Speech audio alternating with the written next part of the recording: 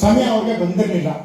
ಯಾಕೆ ಅಂತ ಹೇಳಿದ್ರೆ ನಮ್ಮಲ್ಲಿ ನಮ್ಮ ಕನ್ನಡದ ಮೊದಲ ಗ್ರಂಥ ಅಂತ ಹೇಳುವಂತಹ ಕವಿರಾಜ ಮಾರ್ಗ, ಅದರಲ್ಲಿ ಹೇಳುವಂಥದ್ದು ಕನ್ನಡ ನಾಡು ಎಷ್ಟು ದೊಡ್ಡದಾಗಿತ್ತು ಅಂತ ಹೇಳಿದ್ರೆ ಕಾವೇರಿಯಿಂದ ಗೋದಾವರಿ ತನಕ ನಮ್ಮ ರಾಜ್ಯ ಇತ್ತು ಹಾಗೆ ಅಂತ ಹೇಳಿ ನಾವು ಹೇಳ್ತೀವಿ.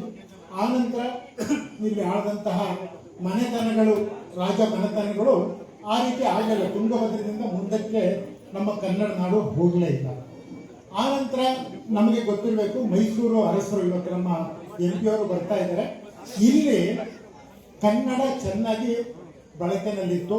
ಹಾಗೆ ವಿಜಯನಗರದಲ್ಲೂ ಸಹ ಕನ್ನಡದ ಬಳಕೆ ಚೆನ್ನಾಗಿತ್ತು. ಯಾವಾಗ ವಿಜಯನಗರದ ಸಾಮ್ರಾಜ್ಯ 1565ರಲ್ಲಿ ಪತನ ಆಯಿತು, ಆನಂತರ ಮೈಸೂರು ಸಂಸ್ಥಾನ ಆಗಿದ್ದು 1610 ಅನ್ನುವಂತಹ ಇತಿಹಾಸ ನಮಗೆ ಗೊತ್ತಿದೆ.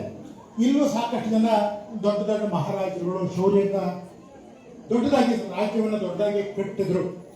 ಆನಂತರ ನಮಗೆ ಗೊತ್ತಿದೆ, ಹೈದರಾಲಿ ಮತ್ತು ಟಿಪ್ಪು ಸುಲ್ತಾನನ ಅವಧಿಯಲ್ಲಿ ಮೈಸೂರು ಮಹಾರಾಜರಿಗೆ ಅಷ್ಟು ಅಧಿಕಾರ ಇರಲಿಲ್ಲ. ಹಾಗಾಗಿ ಪುನಃ ವಾಪಸ್ ನಮಗೆ ಅಧಿಕಾರವನ್ನ ತರಬೇಕು ಅನ್ನೋ ಕಾರಣಕ್ಕೋಸ್ಕರ ಆಗ ರಾಜಮಾತೆಯವರು ಬ್ರಿಟಿಷರಿಗೆ ಸಂಧಾನವನ್ನ ಮಾಡಿ ನಮ್ಮ ರಾಜ್ಯವನ್ನ ಒಂದಷ್ಟು ಭಾಗವನ್ನು ಮಾತ್ರ, ಹಳೆಯ 9 ಜಿಲ್ಲೆಗಳು ಅಂತ ಹೇಳ್ತೀವಿ, ಅದಷ್ಟು ಮಾತ್ರ ಮೈಸೂರಿನ ಅರಸರಿಗೆ ಸಿಕ್ಕಂಥದ್ದು. ಉಳಿದಂಥ ಪ್ರದೇಶ ಏನು ಆಯಿತು ಅನ್ನುವಂಥದ್ದನ್ನು ನಾವು ಮುಖ್ಯವಾಗಿ ಗಮನಿಸಬೇಕು. ಬ್ರಿಟಿಷ್ ಅವರು ಆ ಕಾಲದಿಂದನೇ ಒಂದು ಕುತಂತ್ರವನ್ನ ಮಾಡಿದಂತಹದ್ದು ಅಂತ ಹೇಳಿದ್ರೆ, ಅವರಿಗೆ ಮೈಸೂರು ಅರಸರಿಗೆ ಈ ರಾಜ್ಯವನ್ನು ಪೂರ್ತಿ ಕೊಡೋದಕ್ಕೆ ಇಷ್ಟ ಇರಲಿಲ್ಲ. ಯಾಕಂದ್ರೆ 4ನೇ ಮೈಸೂರು ಯುದ್ಧ ಆದಾಗ 1799ರಲ್ಲಿ ನಾವು ಇದನ್ನ ಗೆದ್ದಿರೋದ್ರಿಂದಾಗಿ ಇದೆಲ್ಲ ನಮಗೆ ಉಳ್ಕೋಬೇಕು ಅನ್ನುವಂತಹ ಒಂದು ಮನೋಭಾವ ಅವರಿಗೆ ಇತ್ತು. ಹಾಗಾಗಿ ಕೊನೆಯ ತನಕ ಮೈಸೂರು ಅರಸರಿಗೆ ಕಿರುಕುಳವನ್ನೇ ಕೊಟ್ಟಿದ್ರು. ಮತ್ತೆ ಆಗ ಮಾಡಿದಂತಹ ಒಂದು ಕುತಂತ್ರ ಹಾಗೆ ಅಂತ ಹೇಳಿದ್ರೆ, ರಾಜ್ಯವನ್ನ ಕರ್ನಾಟಕ ಹಾಗೆ ಏನಿತ್ತು ಅದನ್ನ 4 ಭಾಗವನ್ನ ಮಾಡ್ತಾರೆ. ಒಂದು ಭಾಗವನ್ನ ಹೈದರಾಬಾದ್ನ ನಿಜಾಮರಿಗೆ ಕೊಡ್ತಾರೆ, ಒಂದಷ್ಟು ಭಾಗ ಮರಾಠರಿಗೆ ಕೊಡ್ತಾರೆ, ಒಂದಷ್ಟು ಭಾಗ ತಾವಿಟ್ಕೊತಾರೆ. ಉಳಿದಂತ ಹಳೆಯ ಮೈಸೂರಿಗೆ 9 ಜಿಲ್ಲೆಗಳನ್ನ ಮಾತ್ರ ಮೈಸೂರಿನ ಅರಸರಿಗೆ ಕೊಡ್ತಾರೆ.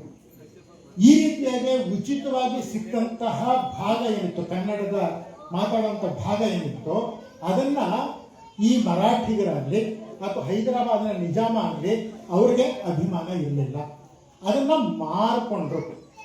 ಹಾಗಾಗಿ ನಮಗೆ ಹೈದರಾಬಾದಿನ ಭಾಗದಲ್ಲಿ ಉರ್ದುವಿನ ಪ್ರಭಾವ ಜಾಸ್ತಿ ಆಯಿತು. ಈ ಕಡೆ ಬಾಂಬೆ ಪ್ರಾವಿನ್ಸಿನ ಕಡೆಗೆ ನಮಗೆ ಅಲ್ಲಿ ಹಿಂದಿಯ ಪ್ರಾಬಲ್ಯ ಜಾಸ್ತಿ ಆಯಿತು. ಹೀಗಾಗಿ ಬರ್ತಾ ಬರ್ತಾ ಬರ್ತಾ ಕನ್ನಡ ಮಾತಾಡುವಂಥ ಕ್ಷೇತ್ರಗಳು ತುಂಬಾ ಚಿಕ್ಕದಾಗ್ತಾ ಹೋಯಿತು.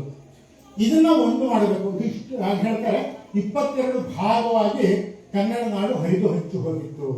ಇದನ್ನ ಒಂದು ಮಾಡಬೇಕು ಅನ್ನೋಕ್ಕೋಸ್ಕರ ಹೆಚ್ಚು ಕಮ್ಮಿ 70-80 ವರ್ಷಗಳ ಕಾಲ ಹೋರಾಟ ನಡೀತು. ಒಂದು ಕಡೆ ಸ್ವಾತಂತ್ರ್ಯದ ಹೋರಾಟ ನಡೀತಿತ್ತು, ಮತ್ತೊಂದು ಕಡೆ ಕನ್ನಡದ ಭಾಗಗಳನ್ನು ಉಳಿಸಿ ಇದನ್ನ ಒಂದು ರಾಜ್ಯವನ್ನಾಗಿ ಮಾಡಬೇಕು, ಕನ್ನಡ ಮಾತಾಡುವಂತವ್ರಿಗೆ ಒಂದು ರಾಜ್ಯ ಆಗಬೇಕು ಅನ್ನುವಂತಹ ಒಂದು ಪ್ರಯತ್ನ ನಡೀತಿತ್ತು. 1890 ನಮಗೆ ಗೊತ್ತಾಗ ರಾಹ ದೇಶಪಾಂಡೆ ಅನ್ನುವಂಥ ಒಬ್ಬ ಹೋರಾಟಗಾರ, ಅವರೇ ಕೊಟ್ಟಂಥದ್ದು ಸಿರಿಗನ್ನಡಂ ಗೆಲ್ಗೆ ಅನ್ನುವಂತಹ ಒಂದು ಘೋಷಣೆ. ಅಲ್ಲಿಂದ ಪ್ರಾರಂಭ ಆಯಿತು. ಅಲ್ಲಿಂದ 1924ಕ್ಕೆ ಬರ್ತೀವಿ. ಆಗ ಬೆಳಗಾವಿನಲ್ಲಿ ನಡೆದಂತಹ ಕಾಂಗ್ರೆಸ್ ಅಧಿವೇಶನ, ಇತ್ತೀಚೆಗೆ ನಾವು ಅದನ್ನ ಶತಮಾನೋತ್ಸವವನ್ನು ಸಹ ನಾವು ಮಾಡಿದಂಥದ್ದು. ಗಾಂಧೀಜಿಯವರು ಬಂದಿದ್ರು. ಆ ಸಮಯದಲ್ಲೇ ಅಲ್ಲಿ ಹುಯಿಲಗೋಳು ನಾರಾಯಣರಾಯರವರು ಹೇಳಿದಂಥದ್ದು, ಉದಯವಾಗಲಿ ನಮ್ಮ ಚೆಲುವ ಕನ್ನಡ ನಾಡು ಆಗ ಹೇಳಿದಂಥದ್ದು. ಇನ್ನು ಏಕೀಕರಣ ಆಗಿರಲಿಲ್ಲ. ಆದರೆ ದುರದೃಷ್ಟ ಇವತ್ತು ನಾವು ನಮ್ಮ ವೇದಿಕೆಗಳಲ್ಲಿ ಅದೇ ಹಾಡನ್ನು ಹೇಳ್ತೀವಿ, ಉದಯವಾಗಲಿ ನಮ್ಮ ಚೆಲುವ ಕನ್ನಡ ನಾಡು ಅಂದರೆ ಆಗಿಲ್ಲ ಹಾಗೆ ಅಂತಾನೆ ಅರ್ಥ ಅದು. ಆನಂತರ ಒಂದಷ್ಟು ಹೋರಾಟ ನಡೀತು, ದೇಶಕ್ಕೆ ಸ್ವಾತಂತ್ರ್ಯ ಬಂತು. ಸ್ವಾತಂತ್ರ್ಯ ಬಂದ ನಂತರ ಆಗತ್ತೆ, ಕರ್ನಾಟಕ ಬೇರೆ ಆಗತ್ತೆ ಅಂತ ಕೊಟ್ಟು ಆಗಲೂ ಆಗಲಿಲ್ಲ. ಆನಂತರವೂ ಹೋರಾಟ ಮುಂದುವರಿತು. 1953 ಆ ಸಮಯದಲ್ಲಿ ಈ ಏಕೀಕರಣದ ಹೋರಾಟ ಜಾಸ್ತಿ ಆದಾಗ